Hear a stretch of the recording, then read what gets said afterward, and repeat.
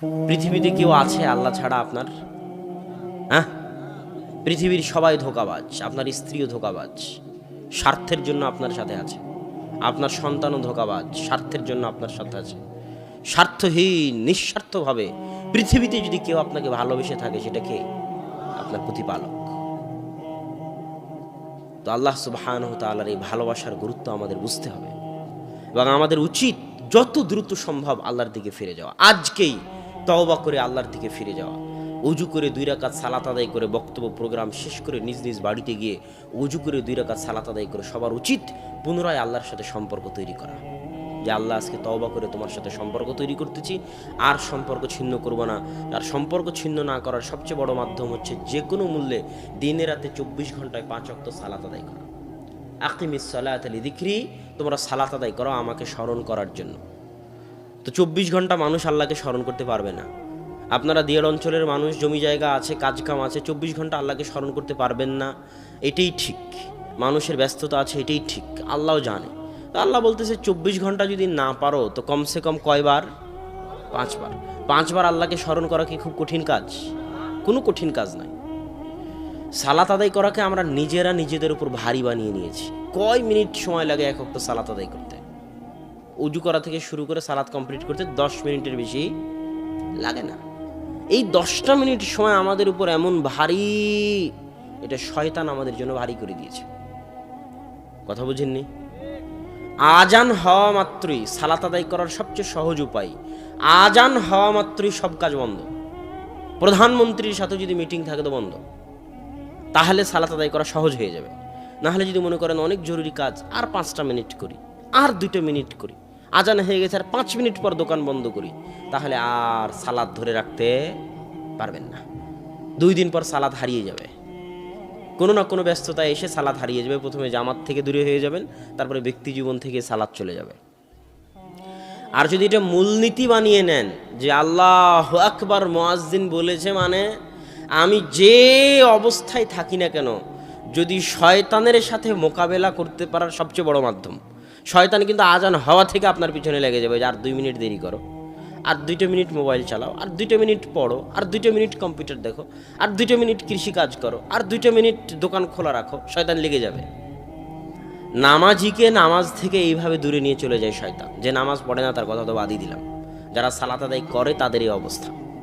তারা তখন এইভাবে আস্তে আস্তে জামাত ফেল করে, জামাত ফেল করতে করতে ব্যক্তি জীবনে সালাত চলে আসে, আস্তে আস্তে ব্যক্তি জীবন থেকে সম্পূর্ণ সালাতটাই হারিয়ে যায়। তখন একটা পর্যায়ে বেনামাজিতে পরিণত হয়ে যায়। তো সালাত আদায় করার সবচেয়ে বড় উপায় হচ্ছে আজান হওয়া মাত্রই সব কাজ বন্ধ, যত জরুরি কাজ হোক না কেন। এই জন্যই ট্রাকের পিছনগুলোতে লেখা থাকে যে কাজকে কি যেন বলে, কাজকে সালাতকে বলিও না আমার কাজ আছে, কাজকে বলো আমার সালাত আছে। এইটা ছাড়া আপনি আল্লাহর সাথে সম্পর্ক ধরে রাখতে পারবেন না। সালাত ছাড়া আল্লাহর সাথে সম্পর্ক ধরে রাখার কোনো উপায় নাই। কেননা আল্লাহর নিকটে আল্লাহর ইবাদত করার, আল্লাহর নিকটে চাওয়ার, আল্লাহর সাথে কথা বলার, আল্লাহর সাথে মোনাজাত করার, আল্লাহর নিকটে দোয়া করার, আসমানের নিচে জমিনের উপরে সালাতের চাইতে কোনো বড় মাধ্যম পৃথিবীতে আর নাই। ওই যে সারা আলাইহা সালাতু ওয়াস সালাম, ইব্রাহিম আলাইহি সালাতু ওয়াস সালামের স্ত্রী, যখন ইব্রাহিম আলাইহিস সালাম বললেন সারা তোমাকে যদি জিজ্ঞেস করা হয় তাহলে ভাই বোন পরিচয় দিবে, কেননা আসমানের নিচে জমিনের উপরে আমি আর তুমি মোমেন মোমেনা, আর কোনো মোমেন মোমেনা নাই। ভাই বোন পরিচয় দেওয়ার পরেও যখন অত্যাচারী জালেম বাদশার দরবার থেকে মুক্তি পাওয়া গেল না, জালেম বাদশাহ যখন সারাকে নিজের দরবারে নিয়ে গেল এবং তার সাথে খারাপ কাজ করতে উদ্যত হলো, তখন সারা বলতেছে থামেন, আমাকে 2টা মিনিট সময় দেন, ওযু করে আমাকে মোনাজাত, মোনাজাত মানে আল্লাহর সাথে কথা বলা। মোনাজাত শব্দের অর্থ কি? জোরে বলেন, মোনাজাত শব্দের অর্থ কি? আল্লাহর সাথে কথা বলা। আমাকে জরুরি ভিত্তিতে আমার রবের সাথে কথা বলতে হবে, আমার আল্লাহর সাথে মোনাজাত করতে হবে, কথা বলতে হবে। 2 মিনিট সময় দেন, আপনি যা ইচ্ছা তাই করতে পারবেন, তবে আমি একটু আল্লাহর সাথে কথা বলে নিই। মানুষ বলে না আপনি দাঁড়ান আমি একটু বসকে কল দিয়ে নিই, বলে না? বলে না? আপনি একটু থামেন, আমি একটু আমার নেতাকে একটু ফোন দিয়ে নিই, বলে না? বলে না? তো সারা বলতেছে একটু দাঁড়ান, আমি আমার আল্লাহর সাথে একটু কথা বলে নিই, 2 মিনিট সময় দেন, একটু মোনাজাত করে নিই আল্লাহর কাছে। তখন ওযু করে সারা সালাতে দাঁড়িয়ে গেলেন। সালাতে আল্লাহ সারাকে বলতেছেন আল্লাহুম্মা ইন কুনতা তা'লাম হে আল্লাহ, আপনি যদি জেনে থাকেন আহসানতু ফারজি, আমি আমার লজ্জা স্থান, আমার আমানত, আমার আব্রু, আমার ইজ্জতের হেফাজত করেছি, খেয়ানত করিনি, তাহলে আল্লাহ আজকে কঠিন দিনে আমি যেভাবে তোমার ভয়ে, তোমার পরহেজগারিতায়, তোমার তাকওয়ায় আমার লজ্জা স্থান হেফাজত করেছি, আমার আমানত, আমার ইজ্জত, আমার আব্রুর হেফাজত করেছি, আজকে কঠিন দিনে লা তুসাল্লিত আলাইয়াল কাফের, এই কাফেরকে আপনি আমার উপর বিজয়ী করিয়েন না, এই কাফেরকে আপনি আমার উপর প্রাধান্য গালাবা দিয়েন না। আজকে এই কঠিন দিনে আমি যেমন আপনার ভয়ে আমার লজ্জাস্থান হেফাজত করেছিলাম, আজ বিপদে পড়েছি, আজ আমার লজ্জাস্থান, আমার ইজ্জত, আমার আব্রু, আমার আমানতের হেফাজতের দায়িত্ব আপনার। সারার বলা কথা শেষ হয়নি, জালেম বাদশাহ হাত পা অবশ্যই মাটিতে পড়ে গেছে। তাহলে আল্লাহর নিকটে মোনাজাত করার সবচেয়ে বড় মাধ্যম কি? সালাত। জোরে বলেন না কেন? আল্লাহর নিকটে মোনাজাত করার সবচেয়ে বড় মাধ্যম কি? সালাত। এই জন্য রাসূল সাল্লাল্লাহু আলাইহি ওয়াসাল্লাম যখনই বিপদে পড়তেন, যখনই কোনো বিপদে পড়তেন, বা দাঁড়া ইলাস সালাহ, সাথে সাথে সালাতে দাঁড়িয়ে যেতেন। মানুষ যখন স্বাভাবিকভাবে বিপদে পড়ে তখন মানুষ আগে স্মরণ করে যে বিষয়ে বিপদে পড়ে সে বিষয়ে রিলেটেড কাউকে স্মরণ করে। যেমন ছেলে সন্তান যদি অ্যাক্সিডেন্ট হয় তাহলে কোন মেডিকেলে আছে, কোন ডাক্তারের কাছে যেতে হবে, সে ডাক্তারকে কল দেয়, কাকে মেডিকেলে পাঠাবে তাকে কল দেয়। যদি কোনো কেস কোর্ট কাচারি হয় তাহলে কোন নেতার দরবারে যাবে, কোন মেম্বার, কোন চেয়ারম্যান, কোন এমপি তাকে সহযোগিতা করতে পারবে, তার কাছে যায়, তাকে ফোন দেয়, তার সাথে কথা বলে। কিন্তু একজন মুসলমানের উচিত বিপদ যত বড়ই হোক না কেন, বিপদ যত ছোটই হোক না কেন, আর যত বড়ই হোক না কেন, সবার আগে আপনি যে বিপদে পড়েছেন এটা কাকে জানানো উচিত? আল্লাহকে জানানো উচিত। আপনার ছেলে রাজশাহীতে অ্যাক্সিডেন্ট করেছে, রাজশাহী মেডিকেলে আছে, আপনি এখান থেকে গাড়ি নিয়ে রাজশাহী মেডিকেলে যেতে 1.5-2 ঘন্টা 3 ঘন্টা সময় লাগবে। আর এখানে 2 রাকাত সালাত আদায় করে যদি আল্লাহকে বলে দেন, আল্লাহ আমার ছেলে মেডিকেলে আছে তুমি দেখো, তাহলে আপনার 3 ঘন্টা যেতে যা দেরি হবে তার আগে আল্লাহ সুবহানাহু ওয়া তাআলা কাজ করে বসে থাকবেন। এই জিনিসটা তো মানুষ বুঝে না।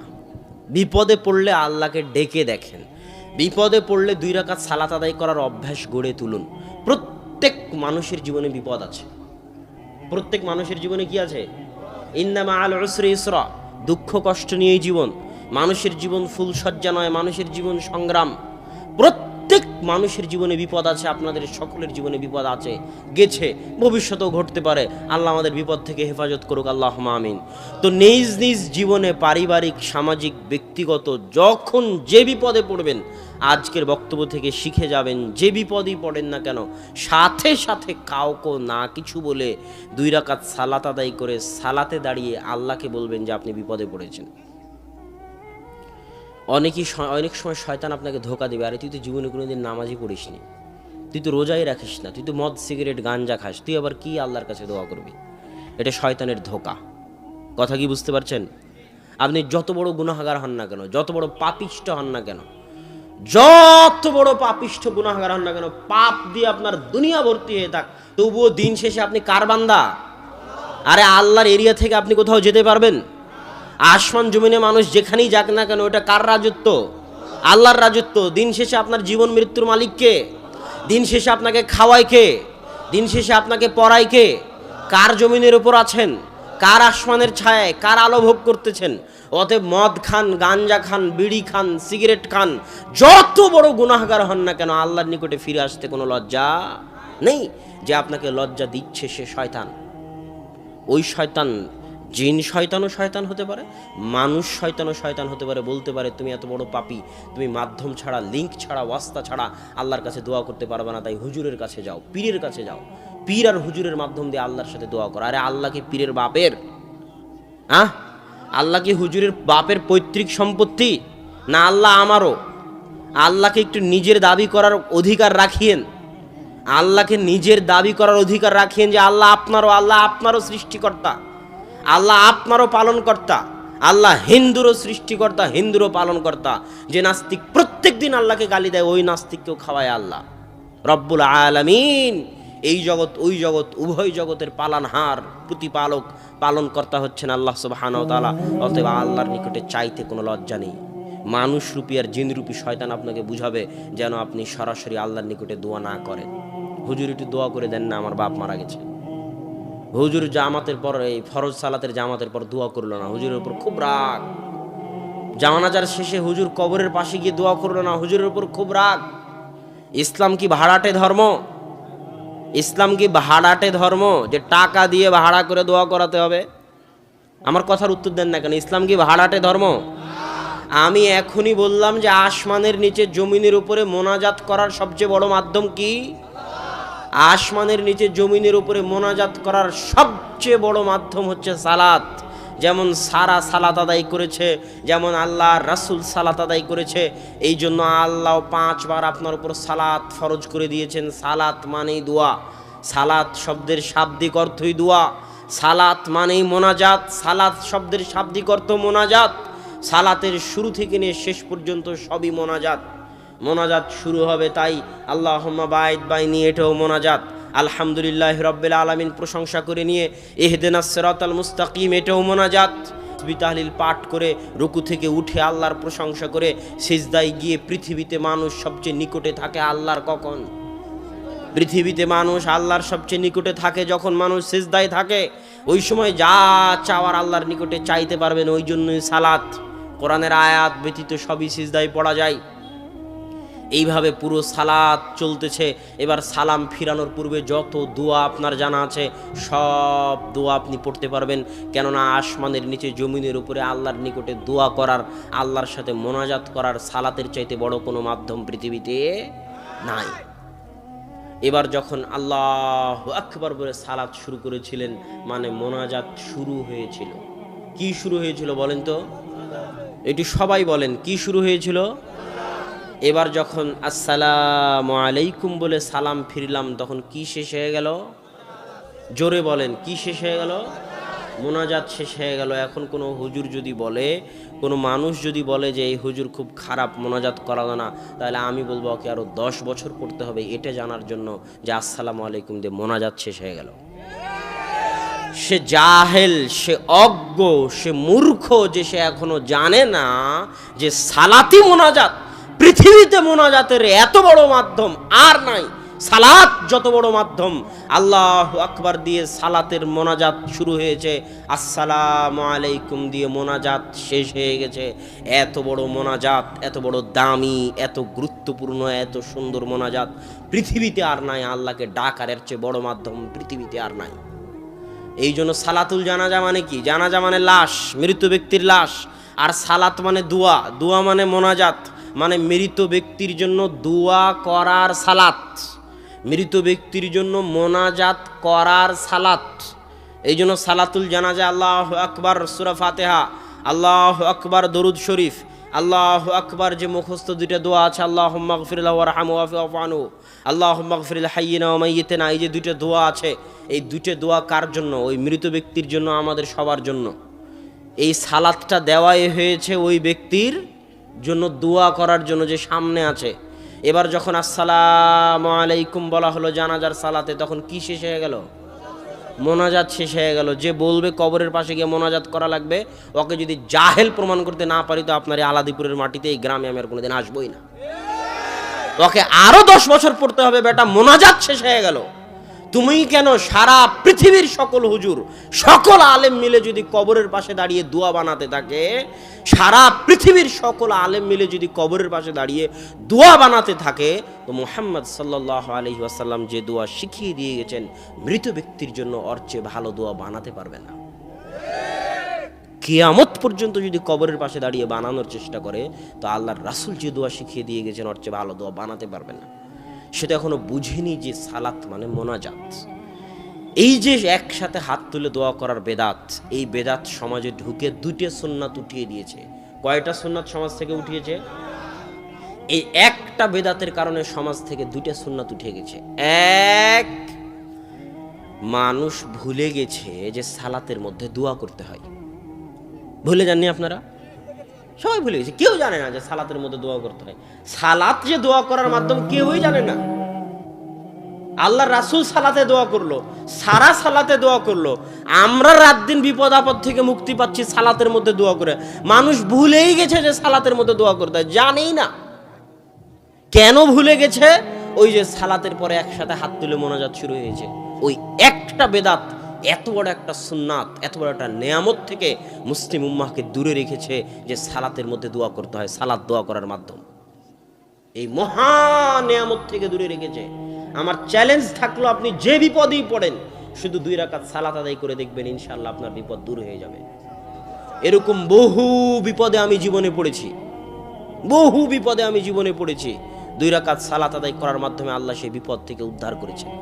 আমি দেখেছি আমার আম্মাকেও, যখনই যে বিপদ হোক না কেন, বিপদের কথা শোনার সাথে সাথে 1 সেকেন্ড দেরি হয় না, সাথে সাথে মনে হয় রোবটের মতো, রোবটকে অর্ডার দেওয়া আছে, রোবটের মতো রোবটকে অর্ডার দেওয়া আছে যে বিপদের সংবাদ শোনা মাত্রই, রোবট যেমন অর্ডার দেওয়া থাকে ওইরকম শোনা মাত্রই চট করে অজুখানায় অজু শেষ করে 2 রাকাত সালাত, আর এক সালাতের বরকতে বিপদ দূর হয়ে যায়। আল্লাহু আকবার। কেন আল্লাহকে ডাকার এর চেয়ে বড় মাধ্যম পৃথিবীতে নাই। এই একটা জঘন্য বেদাত, নিকৃষ্ট বেদাত মুসলিম উম্মাহকে সালাতের মতো মহান ইবাদত, আল্লাহকে ডাকার এত বড় সুযোগ, আল্লাহকে ডাকার এত বড় মাধ্যম, আল্লাহকে ডাকার এত বড় পদ্ধতি, আল্লাহকে ডাকার এত বড় সুযোগ মাধ্যম পদ্ধতি থেকে অজ্ঞ জাহেল মূর্খ করে রেখেছে, দূরে রেখেছে, এত বড় নেয়ামত থেকে বঞ্চিত করে রেখেছে। মানুষ জানেই না যে সালাতের কত পাওয়ার, মানুষ জানেই না সালাতের কত শক্তি। তাই মানুষ সালাত শেষ হয়ে গেলে বলে যে দোয়া করো। আরে দোয়া করার সময় তো সালাতের মধ্যে ছিল, পাগল। কত বড় নিয়ামত থেকে আপনি বঞ্চিত, অনেক বড় বিশাল নিয়ামত থেকে আপনি বঞ্চিত, সালাতের নিয়ামত থেকে বঞ্চিত আপনি। সালাতের মধ্যে যে দোয়া করতে হয় এই নিয়ামত থেকে বঞ্চিত। কেননা সালাতের পরে যে মোনাজাত আছে, আজ থেকে সংশোধন হন।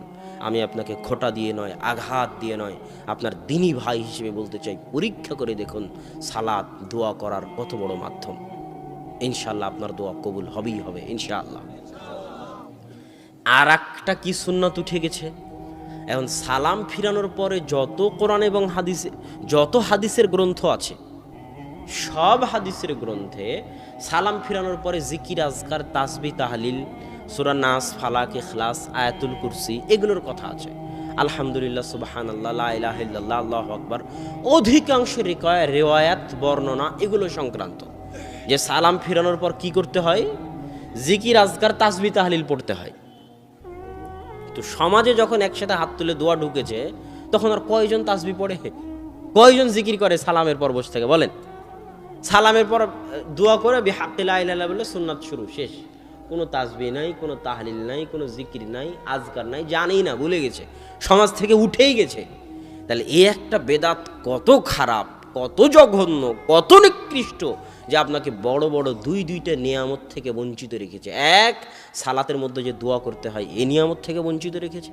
সালামের পরে যে জিকির আজকার করতে হয়, তাসবিহ তাহলিল করতে হয়, নাস, ফালাক, ইখলাস পড়তে হয়, আয়াতুল কুরসি পড়তে হয়, আল্লাহু আকবার, সুবহানাল্লাহ, আলহামদুলিল্লাহ, লা ইলাহা ইল্লাল্লাহ পড়তে হয়, এই সকল ইবাদত থেকে আপনাকে দূরে রেখেছে, বঞ্চিত করে রেখেছে। তাই এই ধরনের জঘন্য নিকৃষ্ট বেদাতকে সমাজ থেকে উৎখাত করতেই হবে। এটা আপনার দায়িত্ব। আমি আপনার দিনী ভাই হিসেবে বলে গেলাম, আপনার কল্যাণ চাই, আপনাকে জাহান্নামের আগুন থেকে বাঁচিয়ে জান্নাতে নিয়ে যেতে চাই, আপনার সাথে ধোঁকা দিতে চাই না, আপনার কল্যাণকামী, আপনার বন্ধু, আপনাকে আঘাত দিতে চাই না। আপনি বিশাল বিপদে আছেন এই এক বেদাত নিয়ে, আল্লাহকে ভয় করে এই বেদাত থেকে ফিরে আসার চেষ্টা করুন। কেননা বেদাতের জগতে কোরআন এবং সহিহ হাদিসের আলোকে আপনি কেমনে বুঝবেন কোনটা সুন্নাত, কোনটা বেদাত, কেমনে বুঝবেন কোনটা হালাল, কোনটা হারাম? তার একটা মূলনীতি আজকে আপনাকে বলে যাই। এই মূলনীতি আপনার জন্য রাস্তা সহজ করে দিবে। যে মানুষের জীবন 2টা ভাগে বিভক্ত, একটা মানুষের দুনিয়াবী জীবন, একটা মানুষের ইবাদতের জীবন। এই যে এখানে আছেন এটা কিন্তু ইবাদতের অন্তর্ভুক্ত। মসজিদে ফজরের সালাত আদায় করবেন, ইবাদতের অন্তর্ভুক্ত। জিকির, আজকার, তাসবিহ তাহলিল করবেন, ইবাদতের অন্তর্ভুক্ত। দান সাদকা করবেন, ইবাদতের অন্তর্ভুক্ত। সিয়াম পালন করবেন, রোজা রাখবেন, হজ করবেন, ইবাদতের অন্তর্ভুক্ত। এই ইবাদতগুলো থেকে যখন বের হবেন তখন যে জীবনটা শুরু হয় ওটা দুনিয়া। মসজিদ থেকে বের হলে কি শুরু হলো? দুনিয়া। আপনার রাস্তাঘাট, বাজারঘাট, দোকানপাট, কৃষিকাজ, জমি জায়গা, কেস, কোর্ট কাচারি, সংসদ ভবন, অর্থনীতি, ব্যাংক ব্যালেন্স, বিবাহ শাদী, যা কিছু আছে